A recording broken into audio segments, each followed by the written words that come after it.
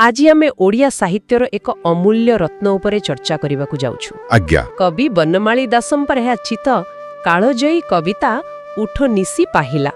आमे साहित्य दीप्ति पुस्तकरू एही कविता एवं कविंक परिचय को आधार करी आलोचना करिबा। आमर लक्ष्य हेउछि गोटे पटे एही मातृस्नेह भितरे थिबा भक्ति को बुझिबा आउ अन्य पटे जणे कवि किपरि निजर सांसारिक कष्टरू मुकली आध्यात्मिकतार शिखर रे पहुंची पारंती ताहा देखिबा। निश्चय एही कवितार स्निग्ध सकाळ एवं निष्कपट वात्सल्य प्रेम भितर को प्रवेश करिबा पूर्वरु मु भाबुची एहार स्रष्टांक जीवन यात्रा को बुझिबा निहाती जरूरी। हाँ, कारण बनमाली दासंक जीवनर यात्रा तो कोनोसी साधारण कहानी नुहे। आदौ नुहे। तांक जीवनर कहानी प्रकृतरे मानवीय रूपांतरणर एक श्रेष्ठ उदाहरण कहिले भूलबेनी। माने बनमाली केवल जणे कवि नथिले, से थिले एकाधारे जणे उच्चकोटीर संगीत रचयिता। अच्छा हाँ, पुरी रे तांकर जन्म, से जातिरे थिले करण एवं तांकर कौलिक संज्ञा थिला पटनायक। आउ जहा सबुठारु गुरुत्वपूर्ण कथा हेउछि तांक जीवनर दुईटी संपूर्ण भिन्न अध्याय थिला। आउ एक आश्चर्यजनक तथ्य मध्य अछि। मु पढुथिली जे वैष्णव दीक्षा नेबा परे तांकर गुरुदत्त नाम थिला बल्लभानंदा। हाँ हाँ, परवर्ती कालरे से बनमाली दास भाबे ही सारा ओडिसा रे ख्याति लाभ कले। किंतु आमे जेउ दुईटी अध्याय कथा कहुथिले, हाँ, सेईटा बेस चिंताजनक। प्रथम पर्याय रे जेतेबेले से जणे गृहस्थ थिले, तांकर रचना गुड़िकरे आध्यात्मिकता बदलरे पूरा ग्राम्य रस आउ रसिकतार प्राधान्य थिला। माने सेथिरे सांसारिक भोगविलासर छाप बहुत बेसी थिला। एकदम सही विलासपूर्ण जीवनरू निष्काम भक्ति आड़कू यात्रा सहज नथिला। तांक जीवन रे एक विराट झड़ आसिला, जहा थिला दारिद्र्यर झड़। ओहो, दारिद्र्य। आज्ञा, दारिद्र्यर कषाघातरे संपूर्ण रूपे जर्जरित होई सबुआडू निराश हेबा परे से शेषरे श्रीक्षेत्र बा पुरी को चली आसिले। सेठी से प्रभु जगन्नाथंको आश्रय नेले तो। हाँ, से प्रभु नीलाचलनाथ जगन्नाथंकु निजर एकमात्र आश्रय भावे ग्रहण कले। आउ एही घटना परे तांको रचनाशैली संपूर्ण बदली गला। तांको कलमरू केवल भक्तिरस एवं वैष्णव चेतना झरिबाकू लागिला। से कृष्ण और जगन्नाथंकु एक और अभिन्न बोली मानिले। आउ एही विशुद्धतार प्रमाण हेउछि तांकर विपुल सृष्टि, जेउथिरे वैष्णव पदावली, अनेक जणाण, भजन एवं संस्कृत रामायण चंपू छाया लिखित सचित्र रामायण अंतर्भुक्त।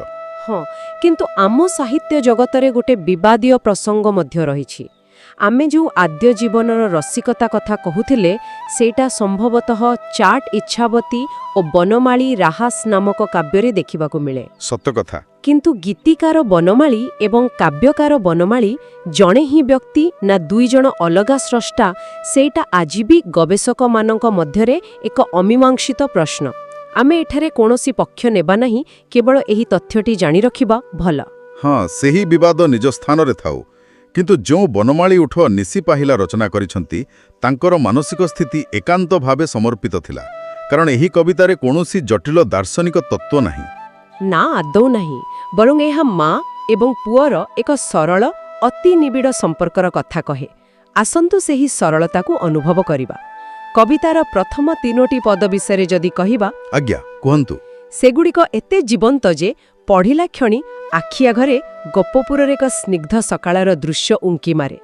प्रथम पदरे ही कवि प्रकृतिर एक अद्भुत स्वरर मेल चित्रण करिछंती।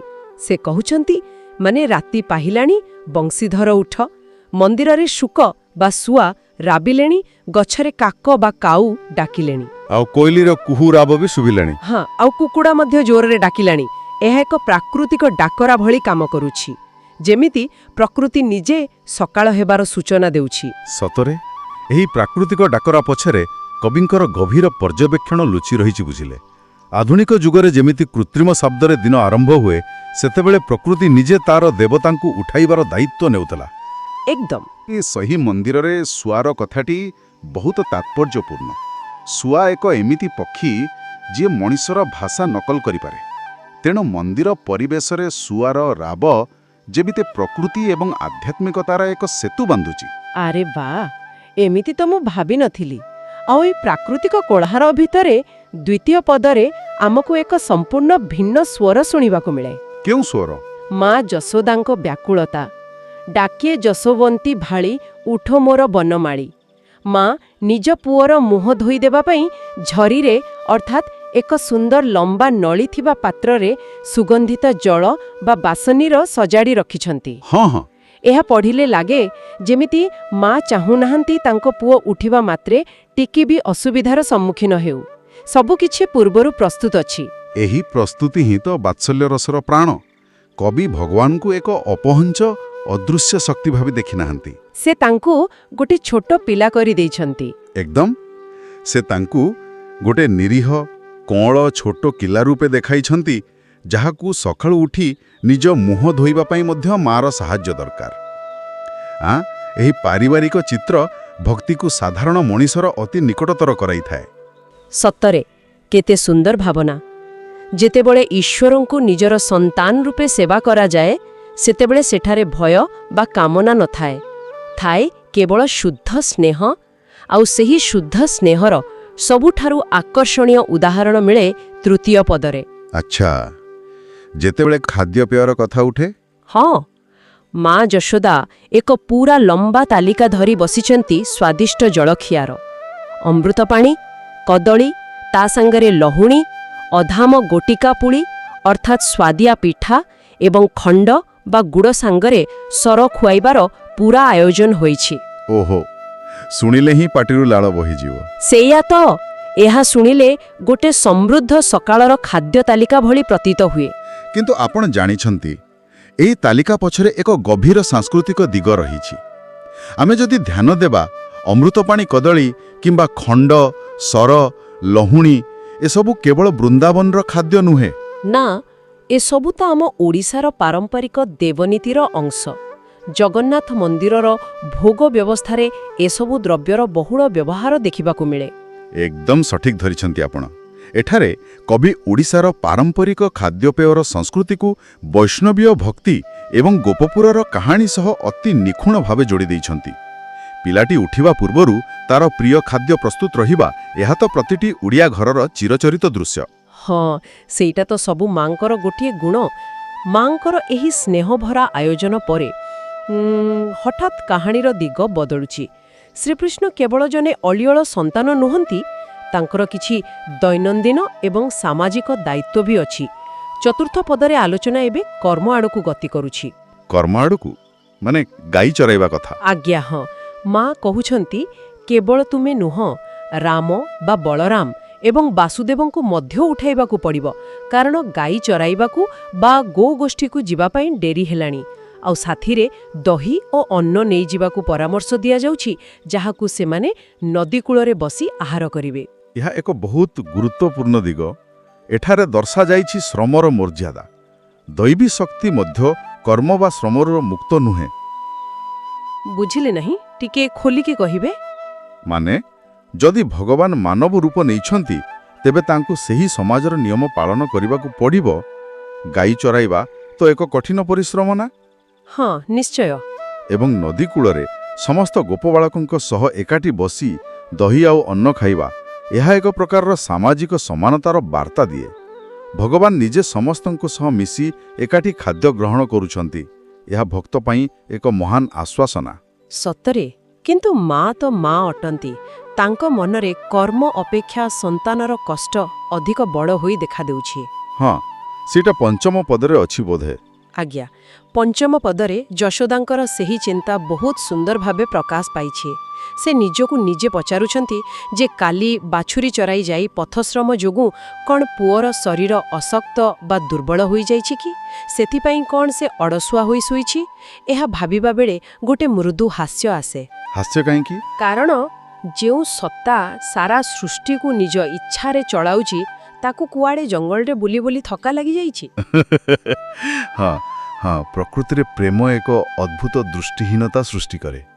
ଯଶୋଦାଙ୍କ ଆଖିରେ ଈଶ୍ୱରଙ୍କର ମହାନ ରୂପ କିମ୍ବା ତାଙ୍କର ଅସୀମ ଶକ୍ତି ଦେଖାଯାଏ ନାହିଁ। ତାଙ୍କୁ ଦେଖାଯାଏ କେବଳ ନିଜ ସନ୍ତାନର କ୍ଳାନ୍ତି ଓ ଅସହାୟତା। ମନସ୍ତାତ୍ତ୍ୱିକ ଦୃଷ୍ଟିକୋଣରୁ ଏହା ହେଉଛି ଭକ୍ତିର ଶୀର୍ଷସ୍ତର, ଯେଉଁଠି ଈଶ୍ୱରଙ୍କୁ ରକ୍ଷାକର୍ତ୍ତା ଭାବେ ନୁହେଁ, ବରଂ ନିଜର ସୁରକ୍ଷା ଲୋଡୁଥିବା ଏକ ଅଂଶ ଭାବେ ଦେଖାଯାଏ। ଏକଦମ। ଏହି ଭାବନା ମଣିଷର ଅହଙ୍କାରକୁ ସମ୍ପୂର୍ଣ୍ଣ ରୂପେ ନିଃଶେଷ କରିଦିଏ। ଠିକ୍ କହିଲେ। ଆଉ ଏହି ନିଃଶେଷିତ ଅହଙ୍କାର ଏବଂ ସମର୍ପଣର ଚୂଡ଼ାନ୍ତ ରୂପ ଆମେ କବିତାର ଶେଷ ଭାଗରେ ଦେଖିବାକୁ ପାଉ, ଅର୍ଥାତ୍ ଷଷ୍ଠ ଓ ସପ୍ତମ ପଦରେ। ଏଠାରେ ହଠାତ୍ ପରିବେଶ ଗୋଟେ ଗମ୍ଭୀର ଏବଂ ଦୈବୀ ରୂପ ନେଉଛି। କ'ଣ ଲେଖା ଅଛି ସେଠାରେ? ସେଠି ଲେଖା ଅଛି, ସିଂହଦ୍ୱାରେ ଗୋପସୂତ ଡାକନ୍ତି ଉଠ ଅଚ୍ୟୁତ। ବାହାରେ ଗୋପ ବାଳକମାନେ ଅପେକ୍ଷା କରିଛନ୍ତି ଏବଂ ସୂର୍ଯ୍ୟୋଦୟ ହେଲାଣି। ଆଉ ଶେଷରେ ପ୍ରଭୁଙ୍କୁ ଚକ୍ରଧର ବୋଲି ସମ୍ବୋଧନ କରି ବନକୁ ଗମନ କରିବାକୁ ଅନୁରୋଧ କରାଯାଇଛି। ସବୁଠୁ ରୋଚକ କଥା ହେଉଛି ଏଠାରେ କବି ବନମାଳୀ ନିଜକୁ ସେହି ପ୍ରଭୁଙ୍କ ଚରଣର କିଙ୍କର ବା ସେବକ ବୋଲି ଘୋଷଣା କରିଛନ୍ତି। ଆଚ୍ଛା, ଏଠାରେ ଶବ୍ଦ ଚୟନରେ ଏକ ଅଦ୍ଭୁତ କ୍ରମ ରହିଛି। ଆପଣ ଲକ୍ଷ୍ୟ କରିଛନ୍ତି କି ନାହିଁ? ହଁ, ମୁଁ ସେୟା ହିଁ ଭାବୁଥିଲି। ଆରମ୍ଭରୁ ସେ ଥିଲେ ବଂଶୀଧର, ତାପରେ ହେଲେ ଅଚ୍ୟୁତ ଏବଂ ଶେଷକୁ ହେଲେ ଚକ୍ରଧର। ଏହାର ପ୍ରକୃତ ଅର୍ଥ କ'ଣ? ଏହି ଶବ୍ଦକ୍ରମ କୌଣସି ଆକସ୍ମିକ ପ୍ରୟୋଗ ନୁହେଁ। ଏହା କବିଙ୍କର ଏକ ସୁଚିନ୍ତିତ ଦାର୍ଶନିକ ଯାତ୍ରା। ମାନେ କବି ଜାଣିଶୁଣି ଅପରି କରିଛନ୍ତି? ନିଶ୍ଚୟ। କବି ଧୀରେ ଧୀରେ ଗୋଟିଏ କଅଣ ଶିଶୁର ରୂପରୁ ଜଣେ ମହାଶକ୍ତିଶାଳୀ ଭଗବାନଙ୍କର ସ୍ୱରୂପକୁ ଉତ୍ତରଣ କରାଇଛନ୍ତି। ଆରମ୍ଭରେ ବଂଶୀଧର, ଯିଏ ପ୍ରେମ, ଆନନ୍ଦ ଏବଂ କଳାର ପ୍ରତୀକ, ଏକ ଲୀଳାମୟ କିଶୋର।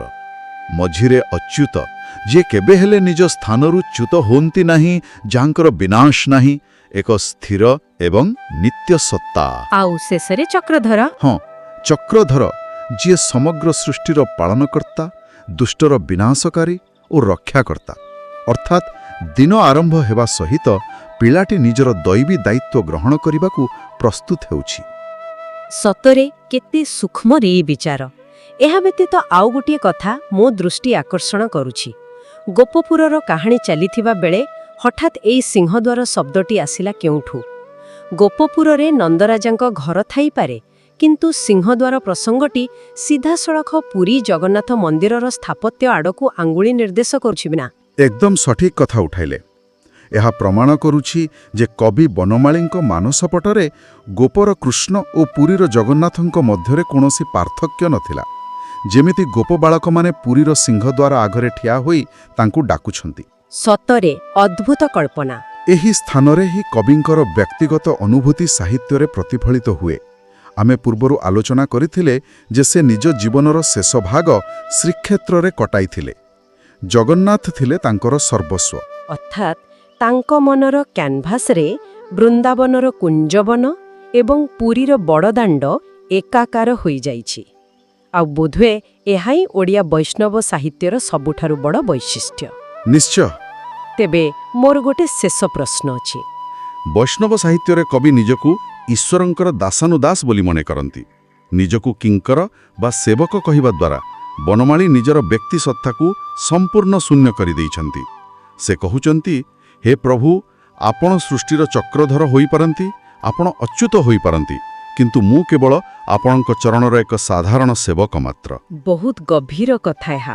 ନିଜକୁ ସେହି ଐଶ୍ୱରିକ ଲୀଳାର ଏକ କ୍ଷୁଦ୍ର ଅଂଶ ଭାବେ ଦେଖିବା ଏବଂ କାଳ ଓ ସ୍ଥାନର ସୀମାକୁ ଅତିକ୍ରମ କରି ଭଗବାନଙ୍କର ସାନ୍ନିଧ୍ୟ ଲାଭ କରିବା, ଏହା ହିଁ ଏହି ଭଣିତାର ମୂଳ ଲକ୍ଷ୍ୟ। ଏହି ପୁରା ଆଲୋଚନାକୁ ସାମଗ୍ରିକ ଭାବେ ଦେଖିଲେ ଗୋଟିଏ କଥା ସ୍ପଷ୍ଟ ହୁଏ ଯେ ପ୍ରକୃତ ଆଧ୍ୟାତ୍ମିକତା କୌଣସି ବଡ଼ ବଡ଼ ଦାର୍ଶନିକ ତତ୍ତ୍ୱରେ ବା ପୋଥିପୁରାଣର ଜଟିଳ ଶବ୍ଦରେ ବାନ୍ଧି ହୋଇ ରହେ ନାହିଁ। ଏକଦମ ସତ କଥା।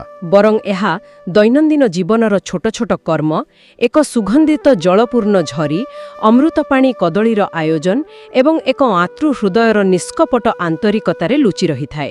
ଏଥିରେ କୌଣସି ସନ୍ଦେହ ନାହିଁ। ବନମାଳୀ ଦାସଙ୍କର ଏହି କବିତା ଶିଖାଏ ଯେ ଭଗବାନଙ୍କୁ ଦୂରରେ ରାଖି ଭୟ କରିବା ବଦଳରେ ତାଙ୍କୁ ପାଖକୁ ଆଣି ଭଲ ପାଇବା କେତେ ସହଜ ଓ ସ୍ୱାଭାବିକ। ଆମ ସାହିତ୍ୟକୁ ପଢ଼ିବା କେବଳ ଏକ ତଥ୍ୟ ସଂଗ୍ରହ ବା ବ୍ୟାକରଣ ଶିକ୍ଷା ନୁହେଁ। ଆଉ କ'ଣ ତାହେଲେ? ଏହା ହେଉଛି ମାନବୀୟ ସମ୍ବେଦନାର ଏକ ଗଭୀର ଅନୁଭୂତି। ଏହିଭଳି କବିତାଗୁଡ଼ିକ ମଣିଷ ଭିତରେ ଥିବା କୋମଳ ଭାବନାଗୁଡ଼ିକୁ ଜାଗ୍ରତ କରନ୍ତି ଏବଂ ଜୀବନର କଠୋରତା ଭିତରେ ମଧ୍ୟ ସ୍ନେହର ସ୍ପର୍ଶ ଦିଅନ୍ତି। ହଁ ଥାଏ। ଏହି ଦ୍ୱନ୍ଦ୍ୱ ଏବଂ ସମର୍ପଣ ଭିତରେ ହିଁ ଜୀବନର ପ୍ରକୃତ ସୌନ୍ଦର୍ଯ୍ୟ ନିହିତ ଅଛି। ଆଜିର ଏହି ସୁନ୍ଦର ଆଲୋଚନା ପାଇଁ ଆପଣଙ୍କୁ ଅଶେଷ ଧନ୍ୟବାଦ। ଆପଣଙ୍କୁ ମଧ୍ୟ ବହୁତ ବହୁତ ଧନ୍ୟବାଦ। ଏହା ପ୍ରକୃତରେ ଏକ ଚମତ୍କାର ଅନୁଭୂତି ଥିଲା।